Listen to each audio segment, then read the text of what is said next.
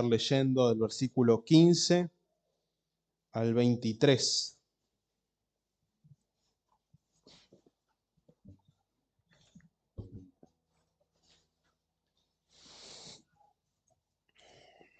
Romanos capítulo 6, versículos 15 al 23. Dice así la palabra de Dios. Entonces, ¿qué? ¿Pecaremos porque no estamos bajo la ley, sino bajo la gracia? De ningún modo.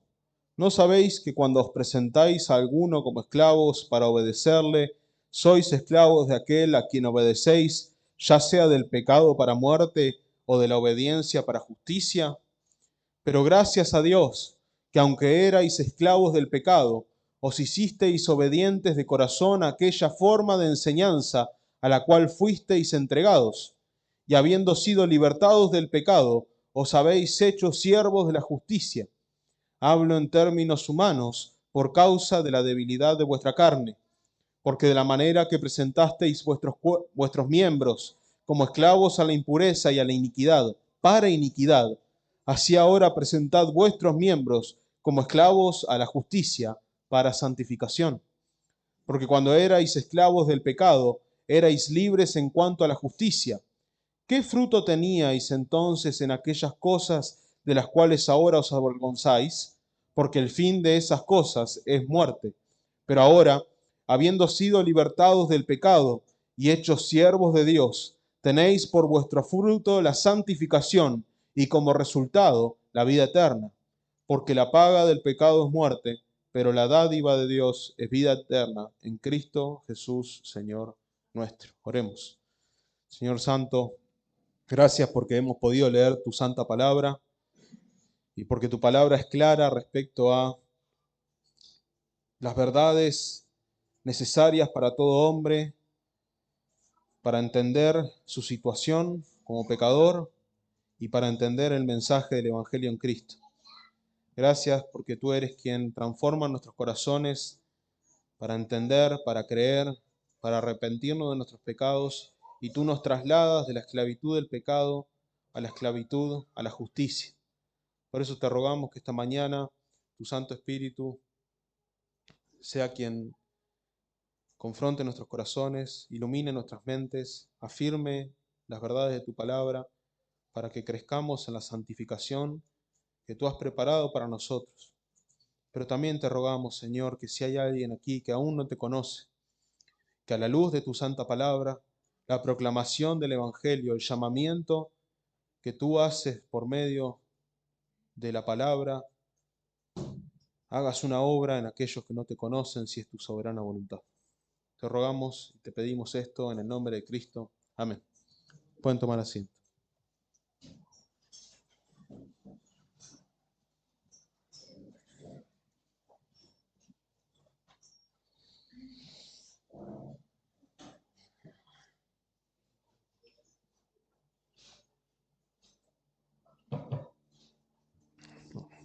Retomamos la carta a los Romanos y como una pequeña una introducción, pero también para dar un poco de contexto a lo que estamos viendo. A partir del capítulo 6, Pablo, inspirado por el Espíritu Santo, empieza a explicar las bendiciones de haber sido unidos a Cristo. Porque en el capítulo 5 él explicó, enseñó que todos aquellos que son justificados por la fe pasan a ser unidos a Cristo, tienen a Cristo como su cabeza. Pero vimos también que en el argumento del capítulo 5 de Pablo, dijo que donde abundó el pecado, sobreabundó la gracia. Y el problema es que lamentablemente había gente, falsos maestros, que estaban enseñando que como la gracia abundó sobre el pecado, o sobreabundó la gracia donde abundó el pecado, una vez que Dios nos justificó, debíamos o podíamos pecar para que esa gracia siguiera sobreabundando. Y Pablo muestra que no es así. Y primero lo empieza mostrando con la unidad que tenemos en Cristo. Y cómo en la unidad con Cristo es imposible que un creyente viva en pecado para que la gracia abunde, sino que todo lo contrario. También nos exhorta a que veamos nuestras vidas y veamos la relación o cómo estamos respecto al pecado en nosotros, en cada uno de nosotros, aquellos que decimos haber sido salvados por Dios. Que al final del versículo 14, Pablo hace una aclaración que a partir del versículo 15 explica, porque también podía ser tomada por estos falsos maestros como una licencia para hacer lo que ellos querían. Pablo al final del versículo 14 dice, o voy a leer el versículo 14 entero, porque el pecado no tendrá dominio sobre vosotros, pues no estáis bajo la ley, sino bajo la gracia. Ahora, imaginemos la mente de estos antinomianos, anti-ley, estas personas que creían que el creyente no tenía la obligación de cumplir y vivir conforme a la ley moral de Dios. Pablo está diciendo, bueno, no estamos bajo la ley, sino estamos bajo la gracia. Con más razón, si no estamos bajo la ley y estamos bajo la gracia, entonces no debemos rendirle obediencia a la ley, que es la justicia de Dios. Y Pablo, anticipándose a cualquier argumento de estas personas, a partir del versículo 15, responde así como empezó respondiendo en el versículo 1. Esto fue a modo de contexto, de introducción, pero esta mañana y el texto que vamos a estar leyendo nos debería llevar a reflexionar en varias cosas acerca de nuestra vida. La primera es que debemos reconocer de qué Señor somos esclavos. Debemos reconocer de qué Señor somos esclavos. No podemos ser esclavos de dos señores, solo de uno. También vamos a ver dónde está o dónde debe estar el deleite en la vida del creyente. Dónde debe estar el placer del creyente. Y dónde estaba nuestro placer o nuestro deleite antes de que Dios nos salve. También vamos a ver cuáles son las responsabilidades y los frutos de ser esclavo, tanto para un señor como para el otro señor. Y también para aquellos que somos creyentes, veremos nuestra necesidad constante de matar el pecado en nuestras vidas, es decir, la santificación. El sermón tiene 2 puntos. El primer punto va del versículo 15 al versículo 19 y tiene como título, esclavos de la justicia para servirle a la justicia con todo nuestro ser. Esclavos de la justicia para servirle con todo nuestro ser. Versículos 15 al 19.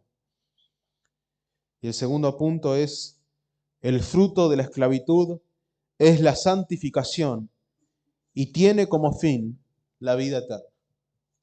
El fruto de la esclavitud a la justicia es la santificación y tiene como fin la vida eterna. Este sermón lo titulé, no es muy difícil, pero los títulos tienen que ser un breve resumen de lo que el pasaje explica. Y el título es Esclavos de la justicia, en santificación y para vida eterna. Esclavos de la justicia, en santificación y para vida eterna. Comencemos el punto 1 a partir del versículo 15. Lo voy a volver a leer. Estoy leyéndolo en la de las Américas. La Reina Valera empieza diciendo, ¿qué pues? ¿Qué pues? Esta versión, la de las Américas, dice, ¿entonces qué? Y es una pregunta que está directamente relacionada con lo que viene hablando en el versículo anterior.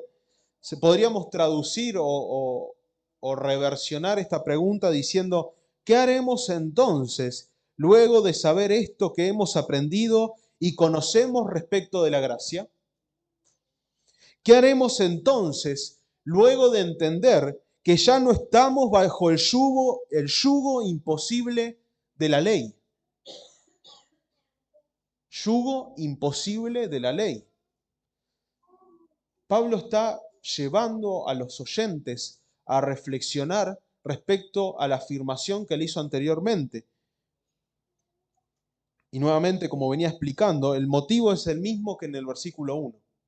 Contrastar, contraargumentar las falsas enseñanzas y doctrinas de los falsos maestros que estaban polulando, que estaban predicando en las iglesias y enseñando verdades contrarias al Evangelio. Verdades que eran contra la gracia de Dios.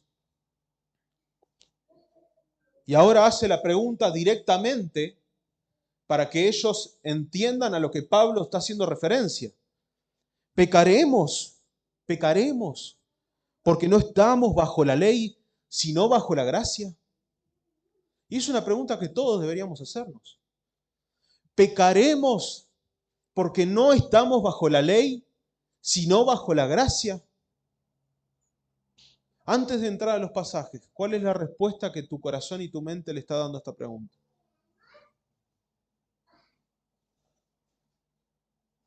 ¿Piensas que no estás bajo la ley? ¿Piensas que como hijo de Dios no tienes responsabilidades delante de la ley? Si es así, este sermón ataca directamente el falso evangelio que te han vendido. Pero si entiendes que tienes una responsabilidad delante de la ley y que la gracia no es una excusa, este texto profundiza aún más acerca del por qué tenemos una responsabilidad aún delante de la ley de nuestro Dios. Y la respuesta de Pablo frente a esta pregunta es igual que la respuesta en el versículo 1. Puede ser. No, de ninguna manera, de ninguna forma.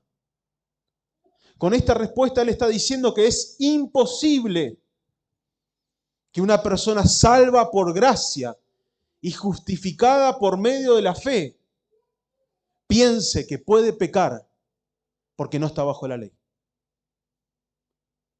Es una respuesta tajante que saca de raíz a cualquiera que pueda estar teniendo una doctrina equivocada. Y el versículo 16 continúa diciendo,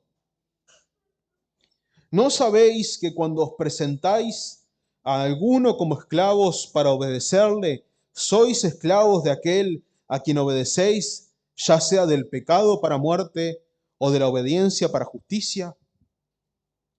Ahora Pablo utiliza una ilustración que era conocida para ellos en el tiempo que estaban viviendo. Nosotros ya estamos en un tiempo, en unos años, en el que la esclavitud, en su gran mayoría, ha sido abolida.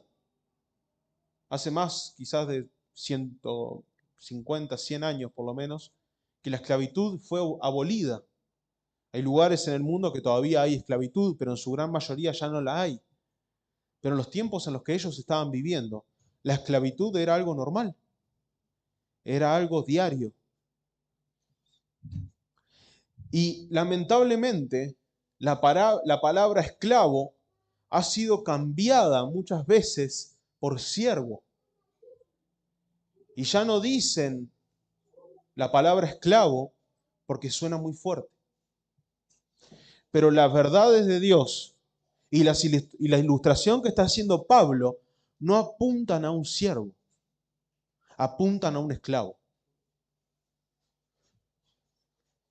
Y es interesante la pregunta que está haciendo Pablo en el versículo 16.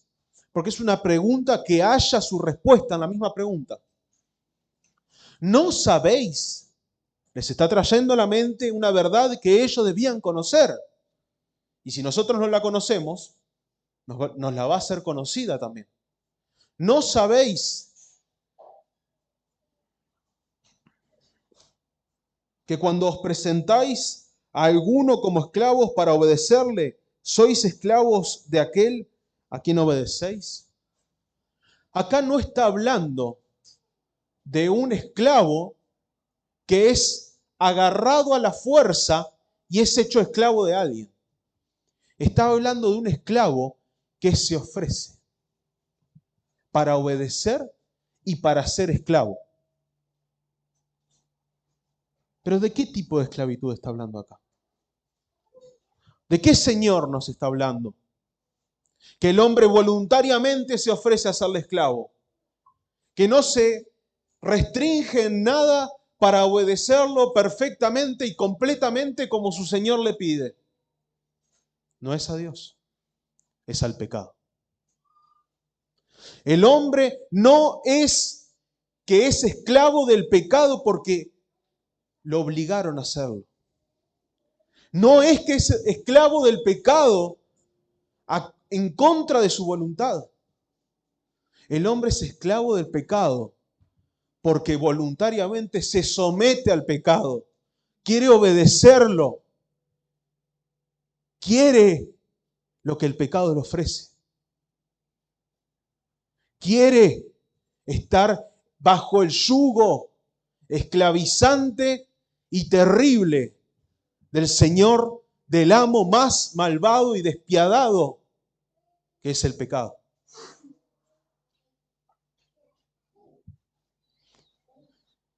Y Pablo les está pegando fuerte a estos que creían que podían pecar estando en la gracia, porque les está diciendo, ustedes al pecar y justificar sus pecados, están mostrando quién es su Señor, porque lo están obedeciendo de todo corazón. Lo están siguiendo, están haciendo lo que Él quiere. Y no se dan cuenta que se están sometiendo al amo o al señorío de Satanás o del pecado. Pedro dice algo muy similar en 2 de Pedro, capítulo 2, versículos 18 y 19. Pues hablando palabras infladas, está hablando de los falsos maestros. El capítulo 2 de 2 de Pedro les da, como ningún capítulo en la Biblia creo que les da a los falsos maestros. Pues hablando palabras infladas y vanas, seducen con concupiscencias, deseos carnales, o concupiscencia de la carne, dice, y disoluciones a los que verdaderamente habían huido de los que viven en error. O sea que ¿a quiénes seducen? A los creyentes, aquellos que quizás eran inmaduros todavía en su fe y habían huido del error del mundo. Pero estos falsos maestros iban y seducían. Pero miremos lo que dice el versículo 19. Les prometen libertad y son ellos mismos esclavos de corrupción. Porque el que es vencido por alguno es hecho esclavo del que lo venció. Parece un comentario de la pregunta que está haciendo Pablo en Romanos 6. Pablo entonces está diciendo que aquel que se somete, aquel que es vencido por algo, de una forma constante, permanente, y que tiene su mente y su corazón completamente abocado a la obediencia a eso, es esclavo de eso. Así que ya está pegando, parece un boxeador que lo está agarrando contra las cuerdas y lo está matando.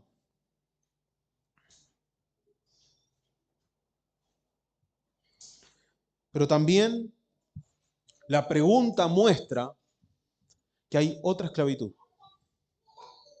Está la esclavitud para el pecado, que es a la cual cada uno de nosotros nacemos en esa, pero además nos hacemos obedientes voluntariamente, sino que ahora también hay una esclavitud para la justicia, en obediencia a la justicia. Y esa es la esclavitud que será contrastada en todos los versículos que vamos a estar viendo con la esclavitud al pecado que teníamos si somos creyentes, y solo si somos creyentes antes de Cristo. Pero también nos muestra cuál es el destino, y después va a profundizar acerca del destino de la esclavitud de la justicia, pero también nos presenta de forma breve cuál es el fin o el destino de la obediencia o la esclavitud al pecado: la muerte. La muerte.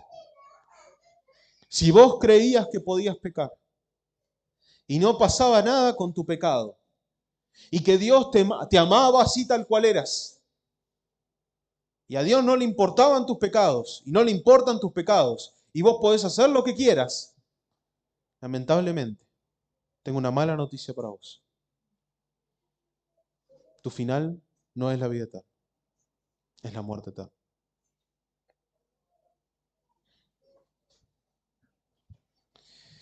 Pero nosotros, si es que crees ser creyente y entiendes que Dios te ha salvado, ahora tenemos una obediencia voluntaria, voluntaria.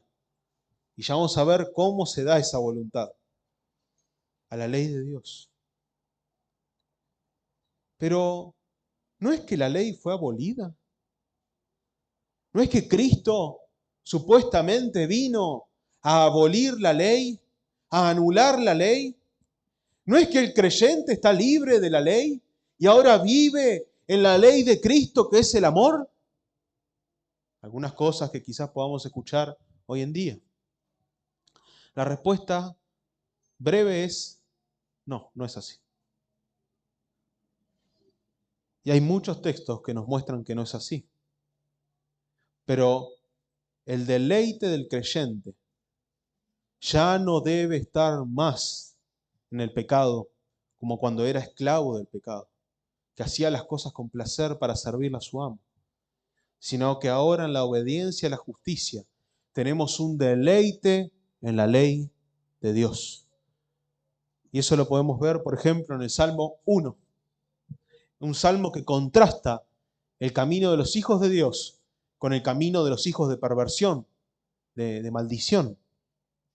Dice: bienaventurado, bienaventurado, gozosos, alegres, el varón que no anduvo en consejo de malos, ni estuvo en camino de pecadores, ni en silla de escarnecedores se ha sentado, sino que en la ley de Jehová está su delicia, y en su ley medita de día y de noche. ¿Dónde está la delicia del creyente? En la ley. En la ley. Salmo 119, 35. Salmo 119 es un salmo que exalta completamente la ley de Dios. Constantemente está haciendo repeticiones acerca de escudriñar, de deleitarse, de hacer lo que los mandamientos de Dios dicen. Pero vamos a leer un versículo, porque si leemos todo el salmo, vamos a estar todo el día. Guíame por la senda de tus mandamientos, porque en ella tengo mi voluntad. Guíame por la senda de tus mandamientos. ¿Cuáles son los mandamientos de nuestro Dios? La ley, su palabra. Porque en ella tengo mi voluntad. ¿Dónde está la voluntad del creyente? No más en el pecado. No más en el deleite del pecado. Ya no somos aquellos que voluntariamente nos entregamos al deleite del Señor del pecado, sino que ahora nuestra voluntad está en el deleite, en el placer, en el agrado de la ley de nuestro Dios. Pero, y si alguno dice: bueno, pero esos versículos son del Antiguo Testamento, Cristo vino, ya está eso. Vamos a Romanos. Romanos 7, 22. El texto es más largo, lo vamos a profundizar después. Voy a leer solo el versículo 22. Porque según el hombre interior, me deleito en la ley de Dios. Epa, ¿qué pasó? Me deleito en la ley de Dios. Ahora, hay que hacer una distinción. Cuando habla de la ley, mayoritariamente está hablando de la ley moral, los 10 mandamientos, los preceptos que Dios nos ha dado como mandamientos morales para que nosotros andemos, porque son directamente expresiones del carácter santo y justo de Dios. Cuando dice ley, no está diciendo que estamos sujetos a la ley ceremonial ni a la ley civil, que era civil, era porque fueron las leyes que se dieron a Israel como nación, y ceremoniales son las leyes que se dieron a Israel para la adoración de ellos como pueblo. Ya no vamos a ir a hacer sacrificios conforme a la ley, porque Cristo es el sacrificio perfecto. Y esa ley fue abolida en Cristo. Ya no estamos sujetos, en cierta medida, a las leyes nacionales de Israel, porque nosotros no somos parte de la nación de Israel. Y la nación de Israel, en términos bíblicos, fue destruida.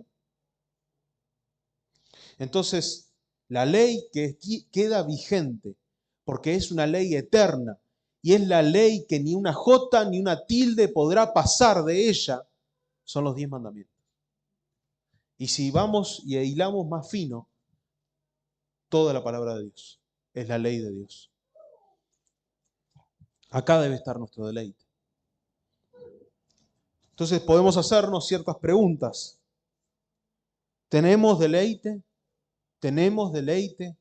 ¿Tenemos placer? ¿Nos agrada? ¿Nos reconforta? ¿Nos llena? Obedecer, no leer. Escuchen bien. No solamente conocer, obedecer la palabra de Dios.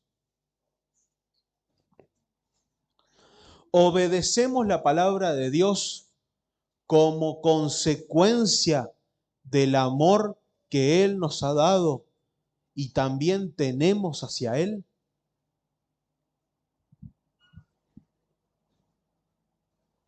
Y ahora deberíamos preguntarnos respecto al otro amo, al otro Señor, al pecado.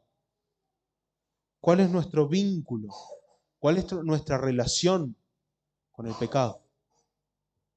Pablo no está negando que siga habiendo pecado en el creyente, sino que está diciendo que el pecado ya no es esclavizante.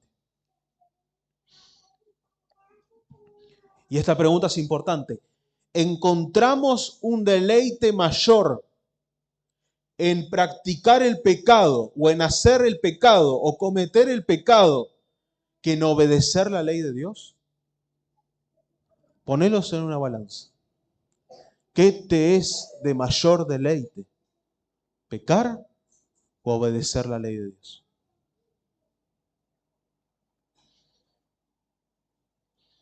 ¿Estás buscando vivir conforme a la justicia o conforme a la injusticia?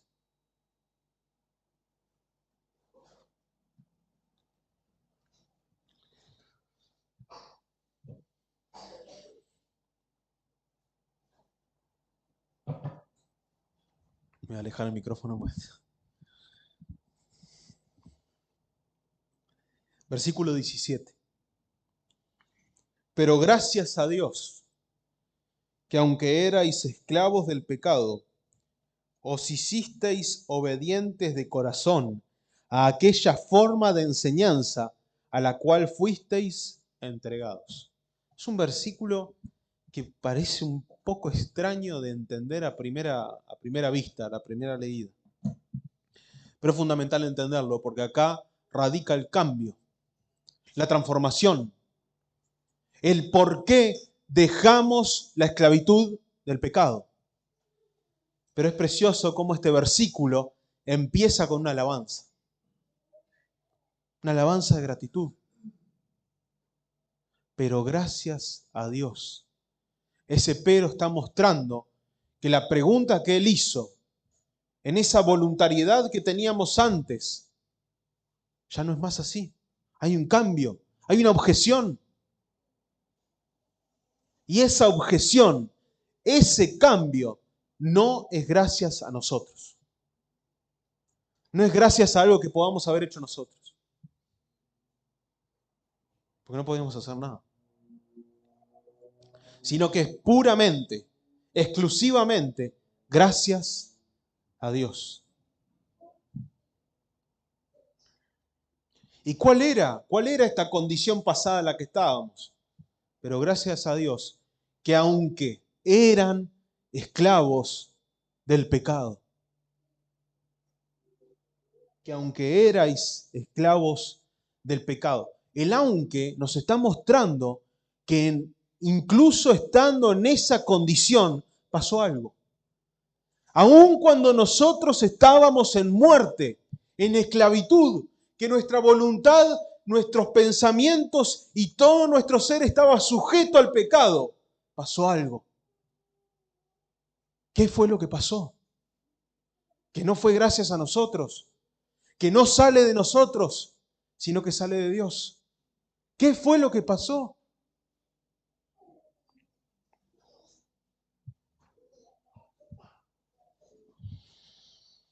Dice, os hicisteis obedientes de corazón a aquella forma de enseñanza a la cual fuisteis entregados. La Reina Valera dice esa forma de doctrina. Para los que no les gusta la doctrina. Ahí vamos a entrar. No le quiero pegar a nadie. Está mostrando que el cambio, hay un cambio de obediencia. Nosotros éramos esclavos del pecado y obedecíamos al pecado, pero ahora hay un cambio en la obediencia. ¿Dónde sale ese cambio? ¿De dónde? ¿Cómo se produce? ¿Quién lo ejecuta? ¿Quién lo orquesta? Si nosotros no podíamos hacer nada. Si nosotros estábamos esclavos del pecado y no queríamos salir de ahí, pues nos encantaba, nos deleitábamos, teníamos placer en eso.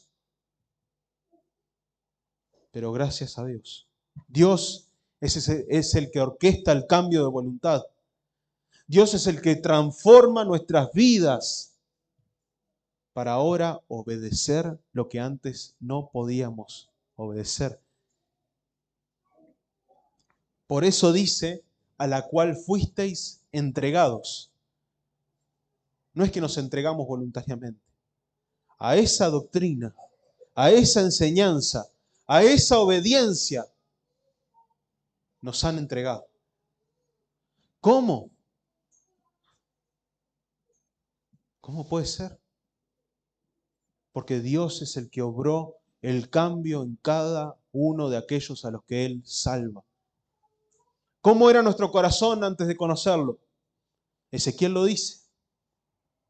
Ezequiel 36, versículos 26 y 27.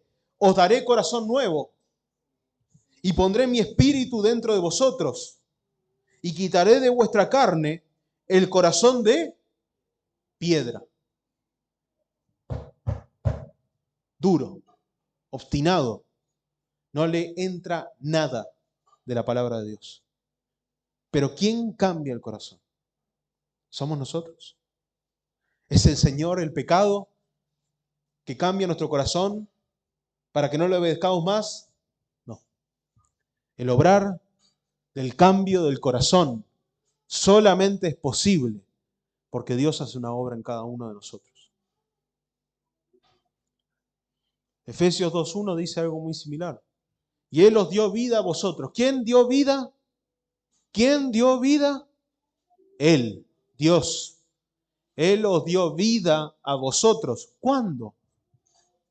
¿Aunque qué? Aunque estábamos muertos. Cuando estábamos muertos, aún en la condición de muerte, Dios nos agarró, nos levantó, nos cambió el corazón, cambió nuestra voluntad. para que podamos ahora obedecerle. Por eso Pablo les dice, os hiciste obedientes. Ahora en el creyente hay una voluntad de obediencia. ¿Pero a qué somos obedientes? ¿A qué somos obedientes de corazón? Porque ahí habla del corazón. A la doctrina, a la forma de doctrina a la cual fuimos entregados. ¿Cuál es esa forma de doctrina? La palabra de Dios. Doctrina también puede traducirse como enseñanza. Básicamente lo que está diciendo Pablo es que Dios nos entregó a un molde. Forma significa molde. Un molde con el cual hacemos un bizcochuelo. Nosotros ponemos las cosas ahí. Y si el molde está bien, y evidentemente la palabra de Dios es un molde perfecto, todo lo que se pone dentro de ese molde es moldeado conforme a la forma de ese molde, ¿o no? Nosotros fuimos entregados al molde de la palabra de Dios para ser moldeados conforme al carácter de Cristo, que es la palabra viva de Dios. Él es el Señor que nos rescató. Dios cambió nuestro corazón para que seamos todos sus hijos, hechos conforme a la imagen del Hijo. ¿En qué molde estás? ¿Te importa la enseñanza de Dios? ¿Te importa la doctrina? Y muchos vamos a decir que sí, porque por algo estamos acá. Ahora, la pregunta nuevamente es, no es cuánto conocés de doctrina, sino cuánto vivís de doctrina. ¿Cuánto de ese molde realmente te está moldeando?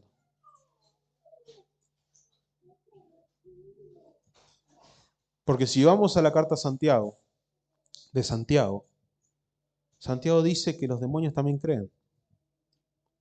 Los demonios conocen, los demonios saben. Y estoy seguro que Satanás se sabe la Biblia de memoria, porque se la recitó a Cristo. ¿La obedece? ¿Puede obedecerla? No.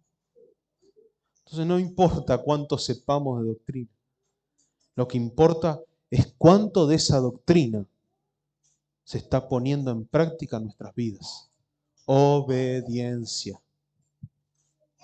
Nuestro corazón fue cambiado para no obedecer más al esclavo o al señor que teníamos, a la esclavitud del pecado, sino que ha sido cambiado para que nuestro deleite esté en la palabra de Dios y para obedecer toda la palabra de Dios.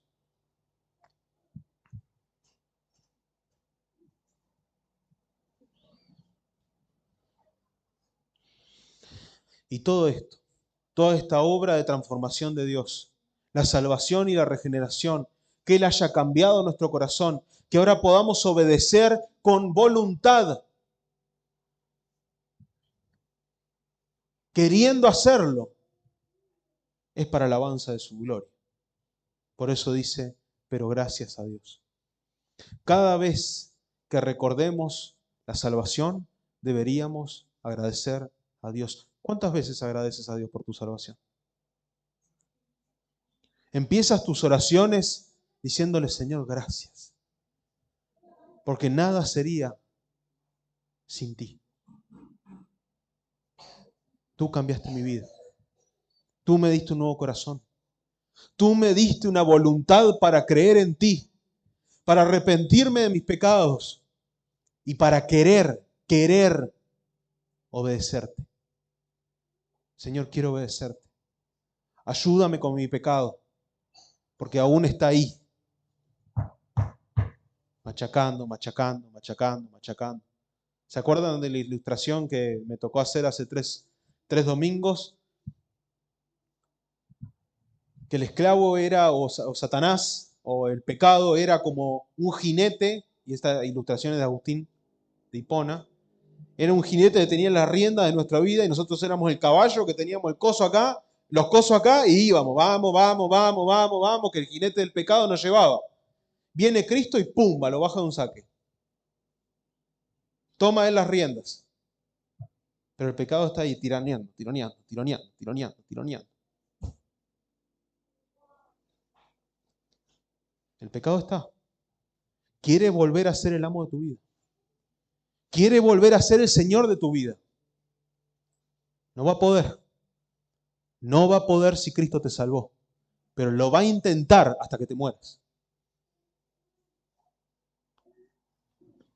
Pero nosotros debemos hallar mayor deleite siempre en hacer la voluntad y obedecer a Dios que complacer al antiguo Señor el pecado que teníamos en nuestras vidas. Cada vez que crecemos en madurez, el pecado nos debería generar mayor tristeza y dolor. Pero la obediencia a la ley nos debería generar mayor placer, satisfacción y deleite. ¿Estás creciendo en eso? ¿Estás siendo moldeado por el molde de la palabra de Dios? ¿Está siendo tu vida moldeada a la imagen de nuestro Señor? ¿Estás pisando donde Él pisó? ¿Estás andando como Él anduvo?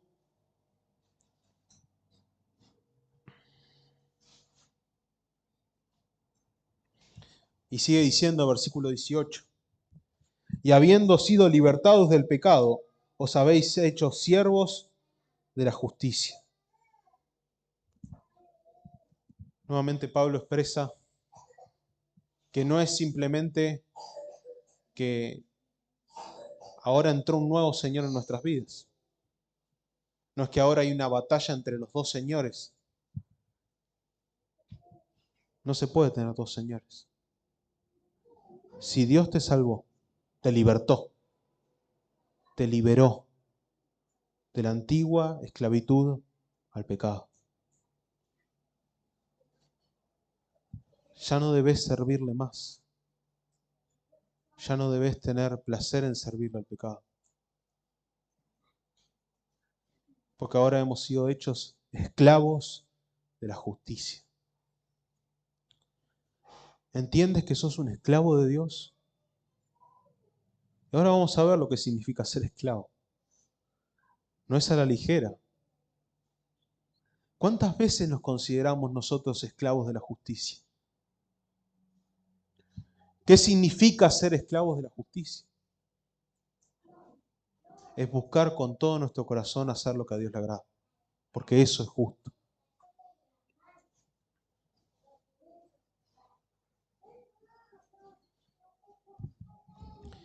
El creyente no es simplemente un colaborador de Dios. No es solamente un amigo o hijo, como lamentablemente las corrientes modernas están diciéndole a la gente que son. Vos sos un amigo de Dios. Vos sos un hijo de Dios. Dios te ama así como sos, no importa. Viví como quieras, hacé lo que quieras. Si nos pusiéramos a ver que muchas de las cartas del Nuevo Testamento empiezan diciendo Pablo, esclavo de. Santiago era el hermano de Jesús. Podría haber dicho el mejor hermano. Esclavo. ¿Te presentás como esclavo de Dios? ¿Te considerás esclavo de Dios? ¿Entendés lo que significa ser esclavo de la justicia? Dios no es solamente nuestro Padre, no es solamente nuestro Salvador, es nuestro amo. Y como amo es celoso y no quiere que sus esclavos anden merodeando la casa de otro señor. Anden jugando con los esclavos del otro señor. Y anden tonteando las mismas cosas que andan los esclavos, en las que andan los esclavos del otro señor. El esclavo le rinde obediencia a su señor. El esclavo no tiene voluntad.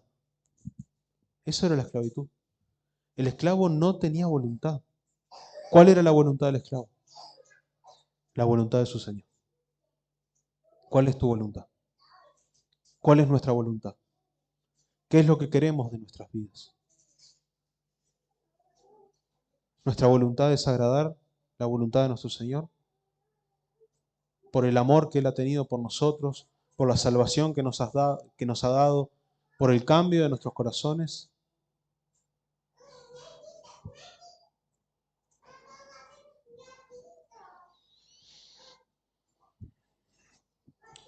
Y versículo 19. Hablo en términos humanos, por causa de la debilidad de vuestra carne, porque de la manera que presentasteis vuestros miembros como esclavos a la impureza y a la iniquidad para iniquidad, así ahora presentad vuestros miembros como esclavos a la justicia para santificación. Pablo no les está diciendo que les está explicando estas cosas porque ellos eran débiles o porque no estaban haciendo las cosas que tenían que hacer. Lo que Pablo está diciendo es que las verdades que él está expresando a través de la ilustración de las esclavitudes es una verdad sumamente profunda, es una verdad espiritual,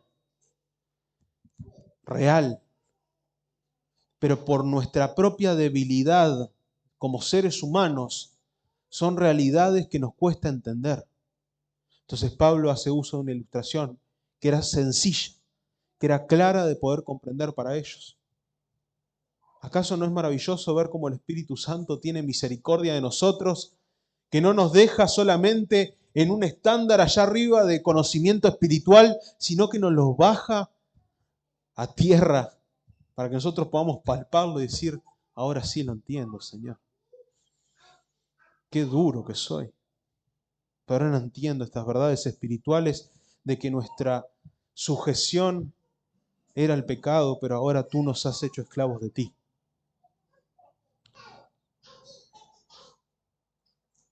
Pero sigue expresando Pablo esto y tiene relevancia también con lo que hablaba en el versículo 12 y 13 respecto a la utilización de nuestras vidas.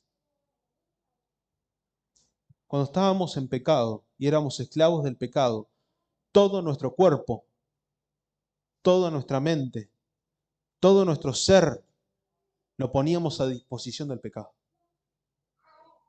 El pecado nos decía A y nosotros hacíamos A. Con la mano, con el pie, con la cabeza, con el... No importa. Entregábamos todo. Le servíamos completamente.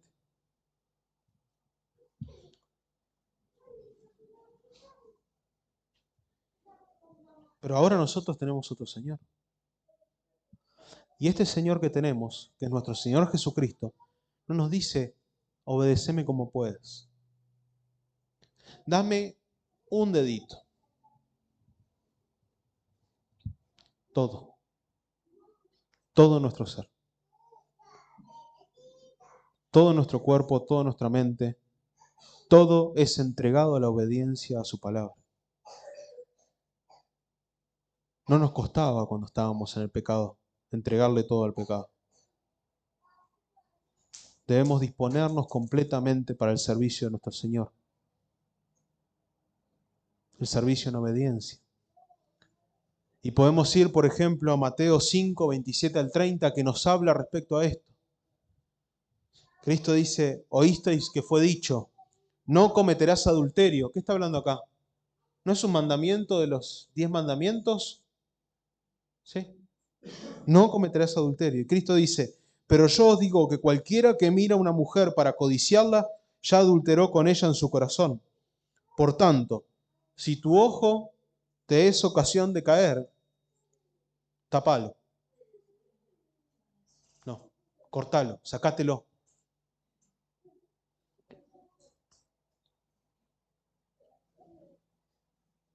Pues mejor es que se te pierda uno de tus miembros y no que todo tu cuerpo sea echado en el infierno. Y si tu mano derecha te es ocasión de caer, córtala y échala de ti, pues mejor te es que se pierda uno de tus miembros y no que todo tu cuerpo sea echado al infierno. Estamos disponiendo de todo nuestro cuerpo para la obediencia a la ley de Dios, es decir, todo nuestro ser.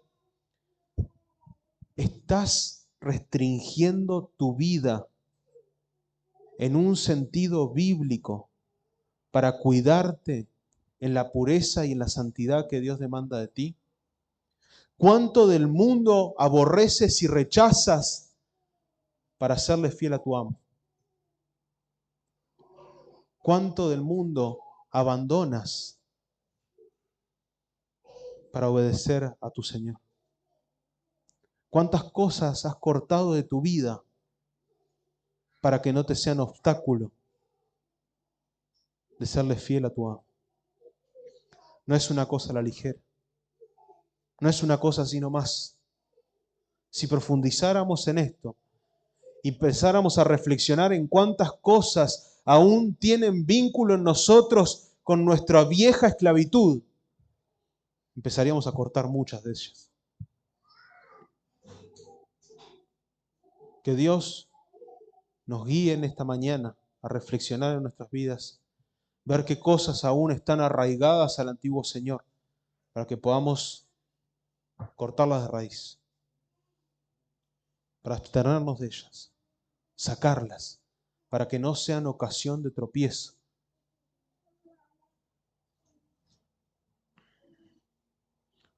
Punto 2, un poco más corto que el anterior, lo prometo.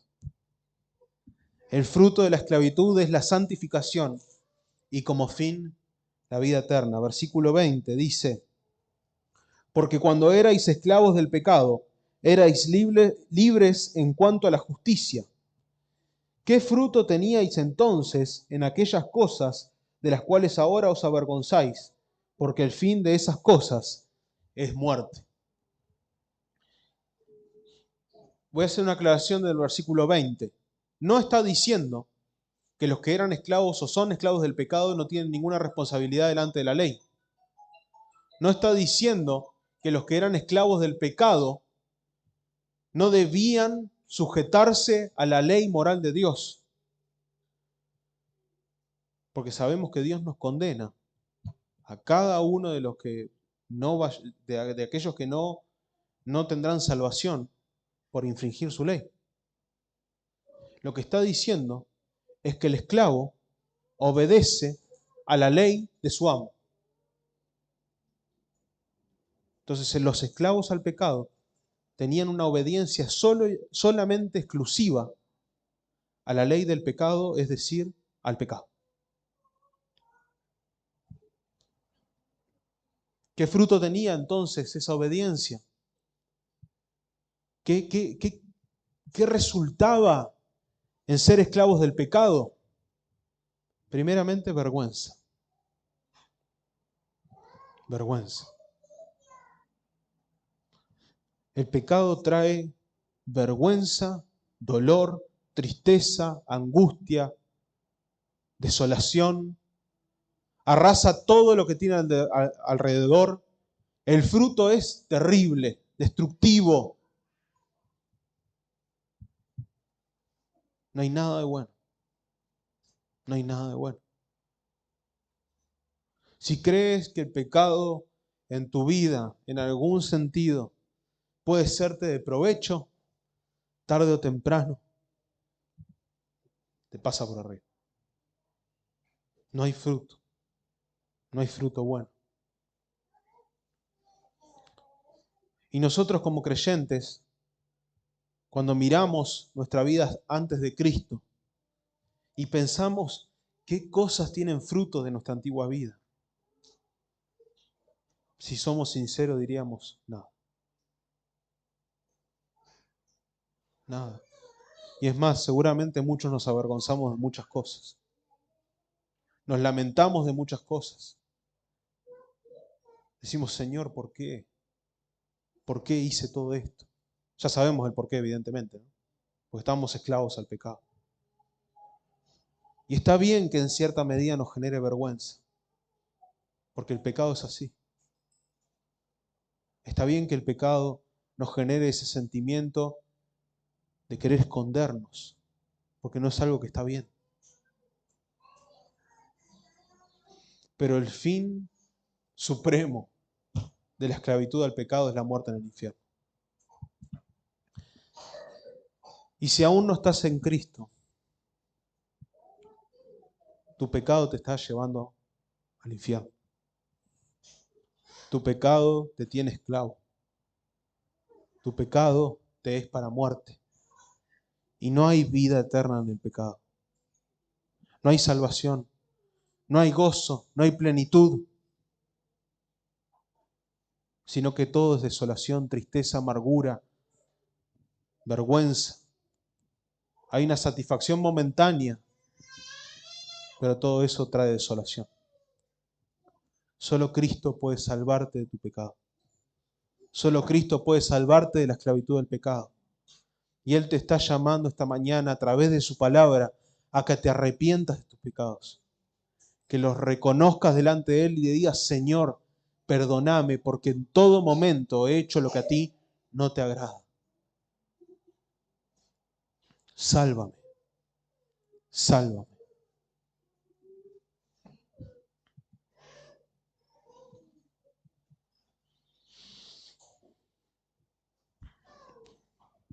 Sigue diciendo el versículo 22. Pero ahora, presente. Nosotros éramos, pero ahora, habiendo sido libertados del pecado y hechos siervos de Dios, esclavos de Dios, tenéis por vuestro fruto la santificación.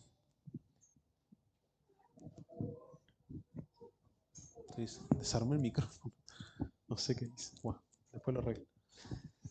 El fruto del pecado era una línea descendente que llevaba a la muerte eterna. El fruto de la esclavitud a Dios es una línea ascendente que nos moldea conforme a Cristo en lo que se llama santificación y tiene como fin la vida eterna. ¿Qué Señor es el Señor de tu vida? ¿El que te lleva a la muerte eterna o el que te lleva a la vida eterna? ¿Qué es la santificación? ¿Qué es esta palabra que por primera vez en toda la carta aparece? ¿Qué es esta palabra que mencionamos tanto nosotros? Viene de la palabra santo. Y santo significa apartado. ¿Apartado de qué? Primero, para Dios. Para Dios. Cada creyente es apartado para la exclusividad de Dios como esclavos. Pero también somos apartados del pecado. La santificación es el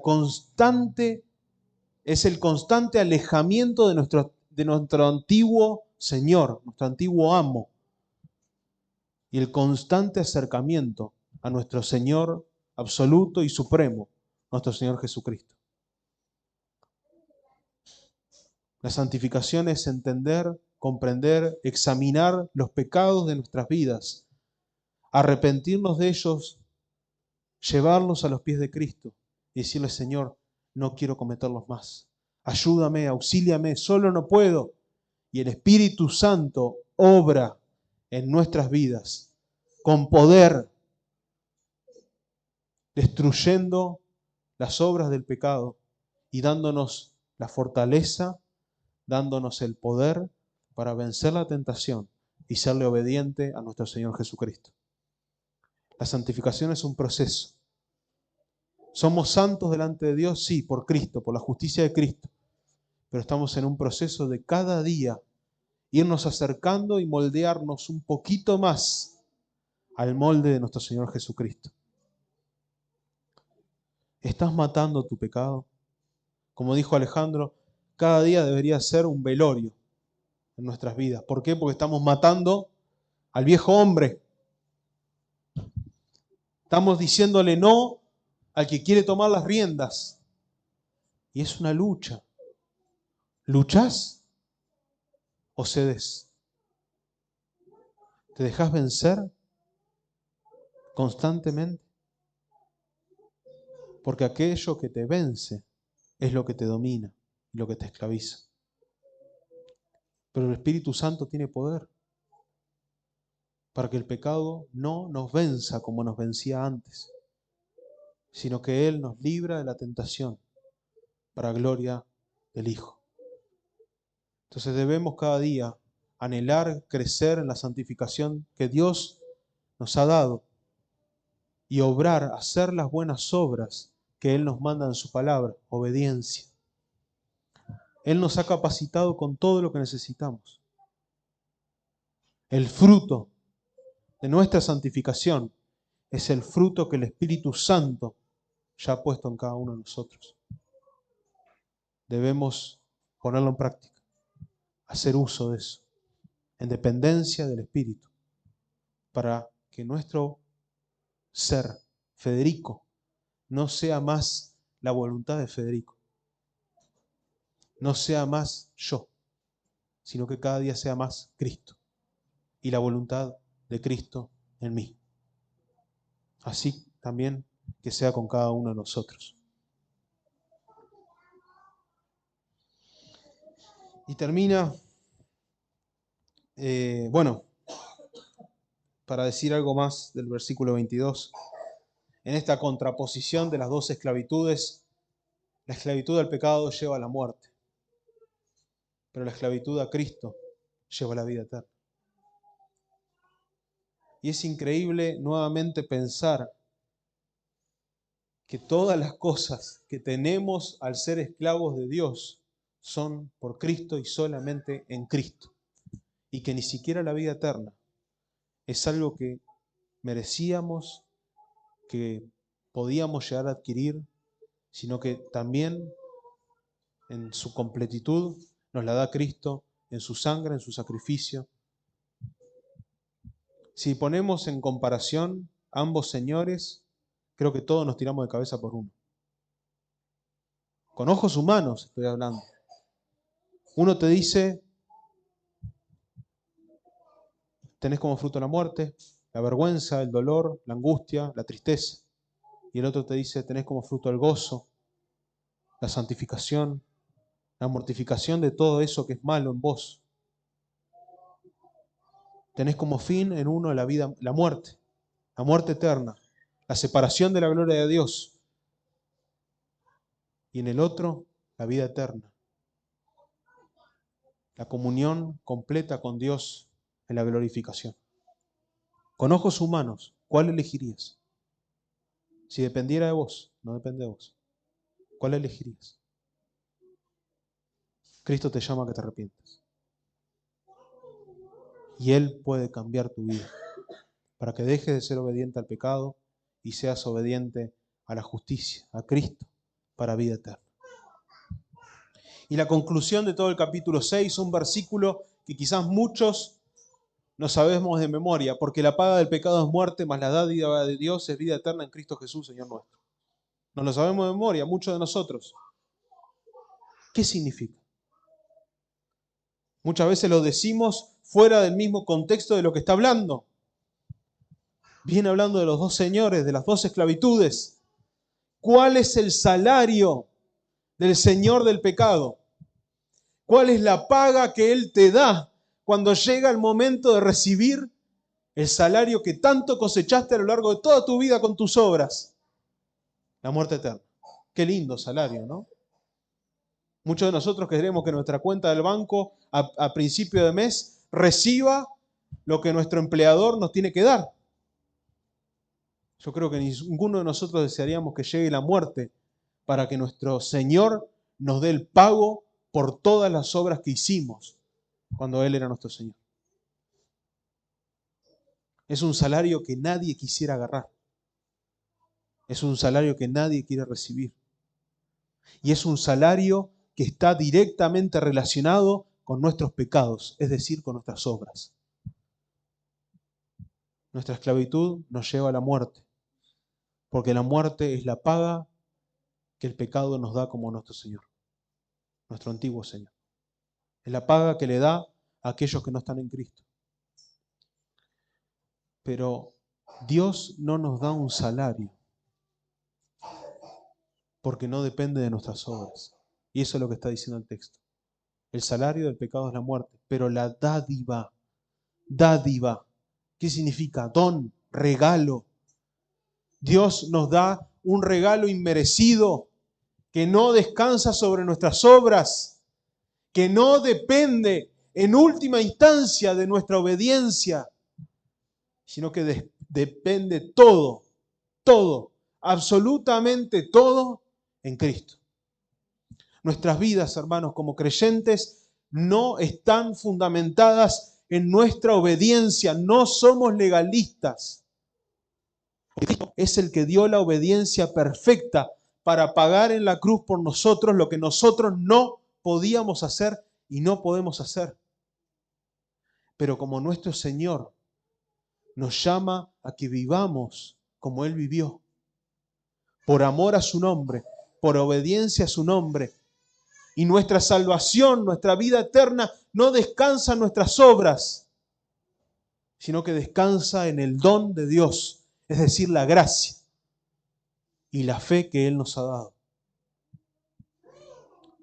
Cuando dice que la paga del pecado es muerte, realmente ahí es donde se ponen a pesar todas las obras malas que hemos hecho delante de Dios.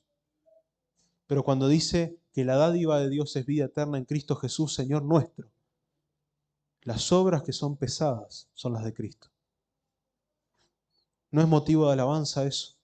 De darle gracias a nuestro Dios, porque en la obra de salvación, Él es el que regenera nuestro corazón. Él es el que nos cambia. Él es el que nos da una nueva voluntad para deleitarnos en Él y en su santa ley. Él es el que nos da la obediencia.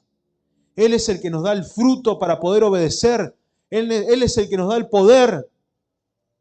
Y Él es el que nos da la seguridad de vida eterna. Él nos da todo. Y nosotros simplemente debemos obedecer. Como hijos, como esclavos que quieren hacer la voluntad de su Señor. Hay esclavos que no tenían comida. Hay esclavos que no tenían una cama. Hay esclavos que no tenían nada y tenían que obedecer igual. Así estábamos nosotros. Metidos en una celda oscura, en piedra, con grillos y cosas en las manos. Dios nos ha dado todo. Nos ha revestido de todo. Para que le obedezcamos con gozo, con amor, con deleite. Hermanos, que esta mañana estas verdades de la palabra de Dios puedan ser de renuevo para nuestras vidas, puedan ser confrontadoras, exhortadoras a nuestros corazones y mentes para que profundicemos en aquellas cosas que aún están en nosotros, pero que también la esperanza de vida eterna se reavive, que miremos la gloria, donde ya no habrá más pecado, ya no habrá más el antiguo Señor que nos tire las riendas, sino que ya estaremos en plena santidad, en plena obediencia a nuestro Dios por toda la eternidad. Oremos. Señor, gracias por tu santa palabra, gracias porque tú eres bueno, misericordioso. Tú obras en nosotros todo, Señor, y no hay nada en nosotros que pueda ser aportado a nuestra salvación, sino que de principio a fin, desde la regeneración, el llamamiento de la gracia irresistible a la vida eterna, tú eres el que haces todo, Señor. Te rogamos que en todas las bendiciones que tú nos has dado y en el poder del Espíritu Santo que tú nos has dado, podamos obedecerte de todo corazón, con todo nuestro ser, con deleite en ti, en tu palabra, en tu voluntad, en tu santidad, en tu justicia, queriendo agradarte porque esa es tu voluntad y esa debe ser nuestra voluntad, Señor. Que entendamos la profundidad de ser tus esclavos, que entendamos la profundidad de la salvación que nos has dado, de haber sido rociados con la sangre de Cristo, aquel que pagó el rescate por nosotros. Señor, que estas verdades puedan estar en nuestras mentes y corazones para crecer en la santificación que tú has preparado para nosotros, que tú estás obrando en nosotros, que el Espíritu Santo está ejerciendo en nosotros. Señor, que podamos hacerlo con gozo, con alegría, que podamos también abstenernos del mundo, de las cosas del mundo, cortar de nosotros todo vínculo que todavía esté relacionado al mundo y la esclavitud pasada, Señor, para con plenitud, con la totalidad de nuestro ser, entregarlo a ti como un sacrificio agradable a tu nombre. En Cristo oramos. Amén. Los invito a que podamos ponernos de pie.